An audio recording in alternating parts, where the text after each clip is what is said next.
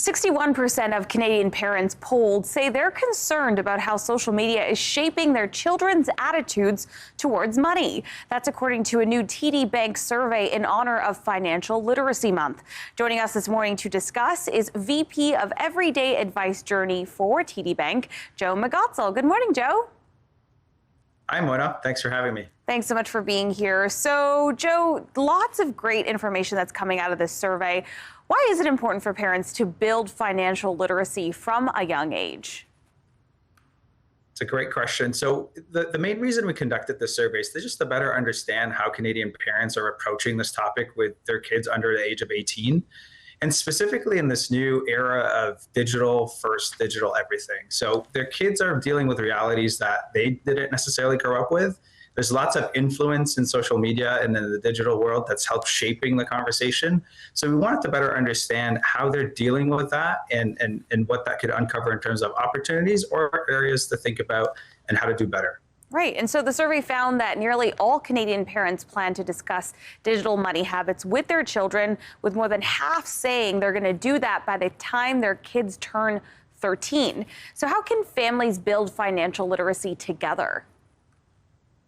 It starts with the basics. It really doesn't have to be more complicated than having this conversation on a regular basis, not making it a taboo topic that you only bring up in extreme circumstances or cases when your kids are dealing with quite a lot of financial stress.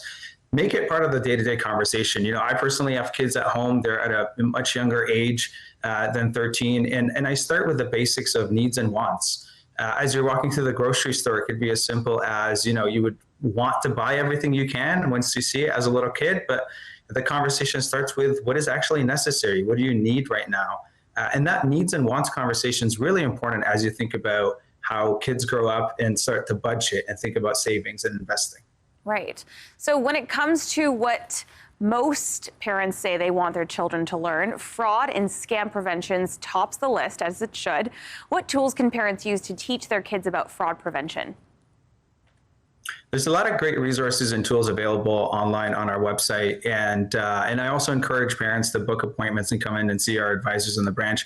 I think the most important thing is not to shy away from the topic and conversation because it is a real risk. There's lots of opportunities for people to take advantage of kids, especially when they don't have the same financial experience and acumen with some of the products and services that are offered. So I think what's really important is to make sure that they're guarded against some of those threats, to actually have the conversation with their kids on a regular basis about what could go wrong, about offers and things that they might receive or get that might be too good to be true, which often turn out to be too good to be true, and just be really skeptical about who they're receiving their advice or this financial information from.